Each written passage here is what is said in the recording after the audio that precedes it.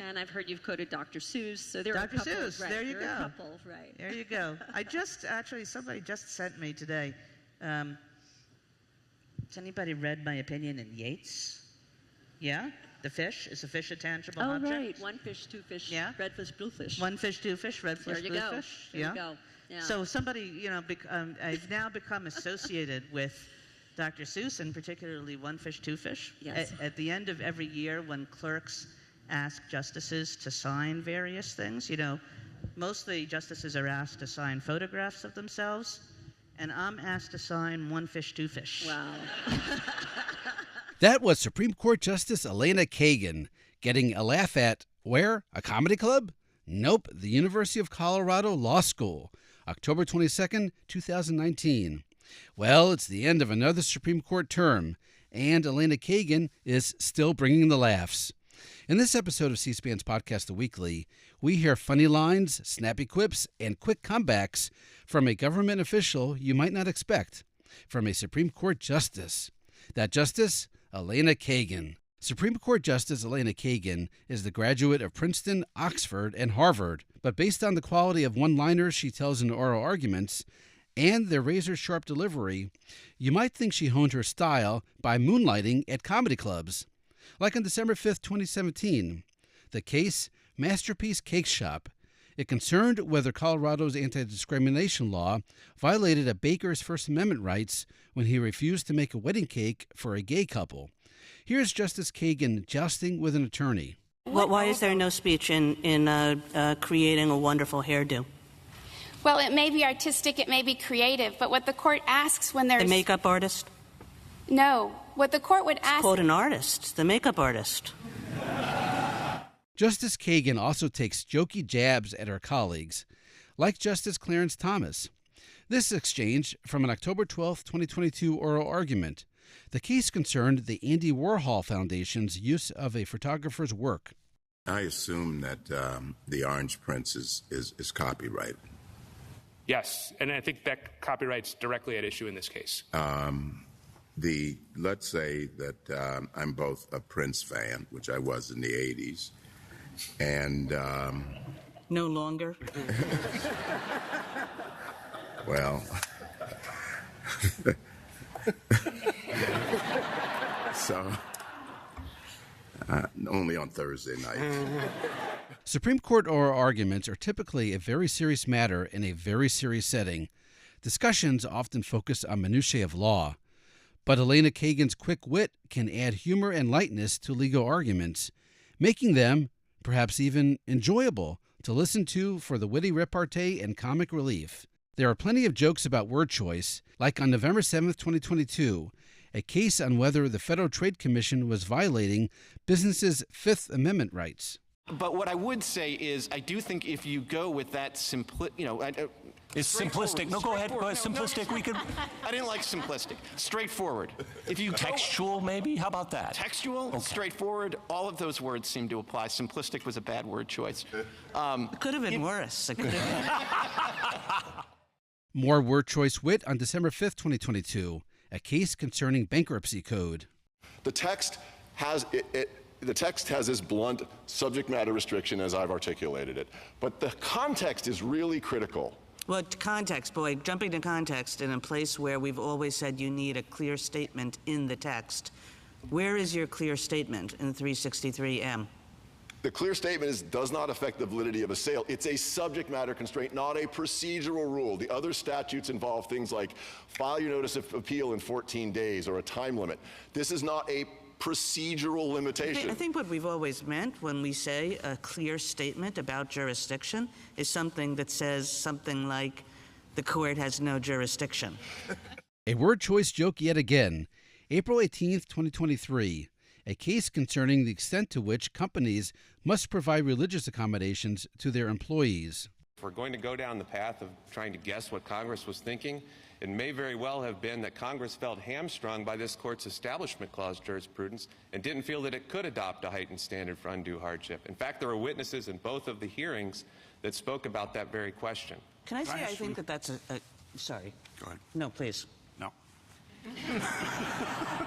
You go first. I think that's an unusual theory. It's good that Justice Kavanaugh interrupted me because I would have used a different word than unusual.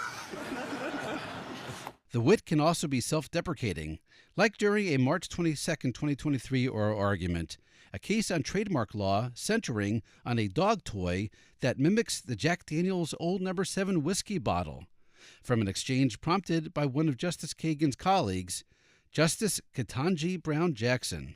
Let's do it this way. What if it says Jack Daniels? That's an easier hypothetical. The chewy dog toy says Jack Daniels, and it's the same color, size, shape, and everything. It is easy, because we would consider that to be explicitly misleading. The parody here, though, is not putting Jack Daniels on a dog toy. There is far more to it.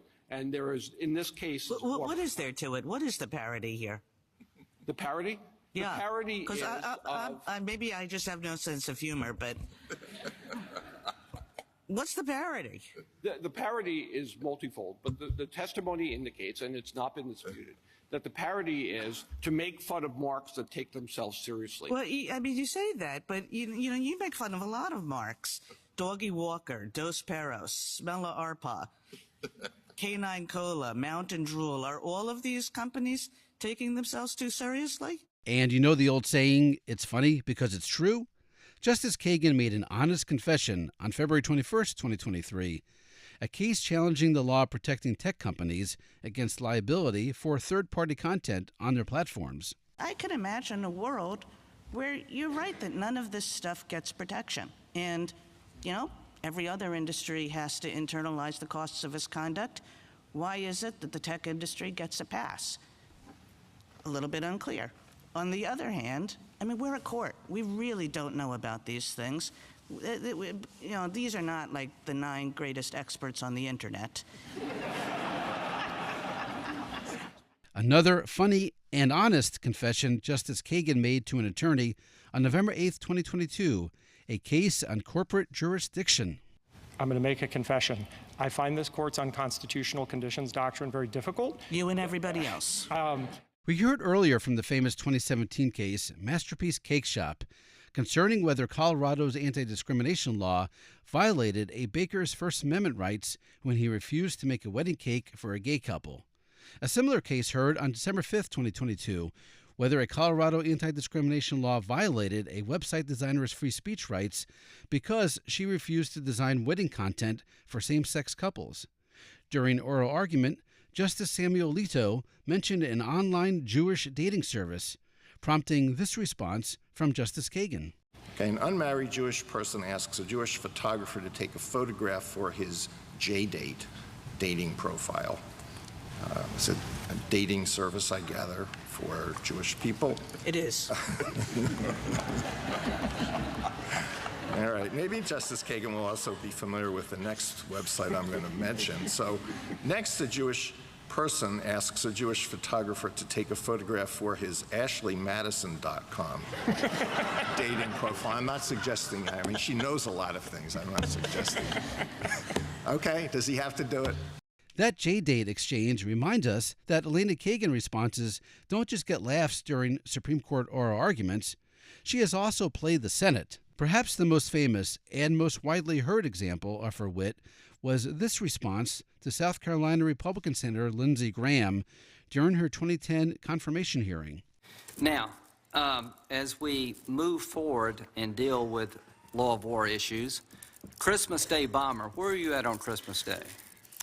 Senator Graham, that is an undecided legal issue, which, I suppose I should ask exactly what you mean by that. I'm assuming that the question you mean is whether a person who was apprehended in the United States is... No, I just asked you where you're at on Christmas.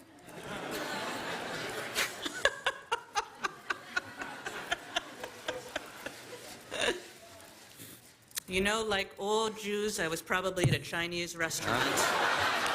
Great answer. Even Barack Obama got mileage out of that line. Here's President Obama during an August 6, 2010 White House reception for Elena Kagan, who was confirmed to the Supreme Court the previous day. After more than 80 one-on-one meetings and 17 hours of testimony, I'd say that the Senate got a pretty good look at Elena Kagan. They got a good sense of her judicial philosophy, her commitment to the rule of law, her rich understanding of our Constitution, and, of course, where she can be found on Christmas Day. And here's one more venue where Justice Kagan gets laughs: Shakespeare mock trials.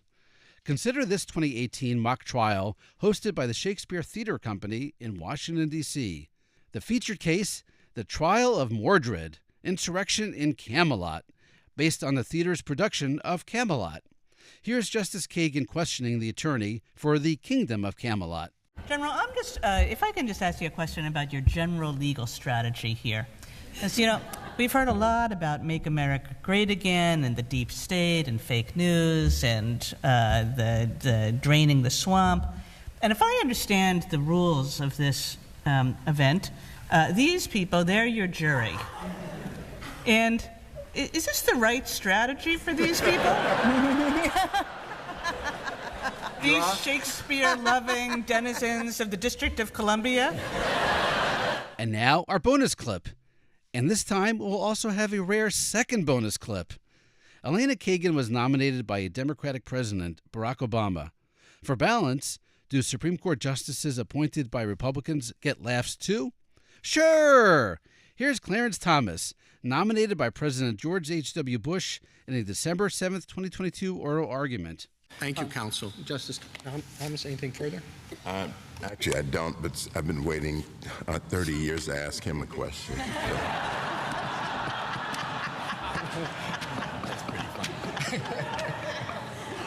That was good. Drum roll. That was Chief Justice John Roberts saying drum roll, which takes us directly to our rare second bonus clip featuring John Roberts. In fact, back-to-back jokes told by Chief Justice Roberts, who was nominated by President George W. Bush. These two are from a May 23, 2023 speech to the American Law Institute. This is the first time since pre-COVID that I've given remarks of this extent, certainly before an audience like this. And when I sat down to sketch some of these remarks out, it occurred to me that I'd forgotten how to go about it. But then I remembered, first thing you have to do is begin with a joke. So with all these lawyers present, I thought I would tell a lawyer joke. But then I remembered you shouldn't tell lawyer jokes because the lawyers don't think they're funny and the non-lawyers don't think they're jokes. Now, I had transitioned from history to law because I also had an interview with a particular individual. I was coming back to school from home in a cab from Logan Airport, and the cab driver, asked me, said, "Well, what do you do?" And I said, "Well, I'm a history major at Harvard." And he said, "Well, what do you know? I was a history major at Harvard." And that's when I decided I would give law a try. And a footnote to Justice Roberts' speech at that dinner: he was introduced by fellow Supreme Court Justice jokester Elena Kagan. That's it for this episode of C-SPAN's The Weekly. When the new Supreme Court term starts in the fall, listen on C-SPAN Radio. We'll continue to bring you serious oral arguments, hopefully with witty banter. And a reminder, you could do your own searches in the C-SPAN video library. Just go to cspan.org and use the search bar on top. Want more Supreme Court oral argument comedy? Here's a search tip. Go to a case and search the word laughter. You might enjoy the results. And there's no 2-drink minimum. Thanks for listening, and happy searching.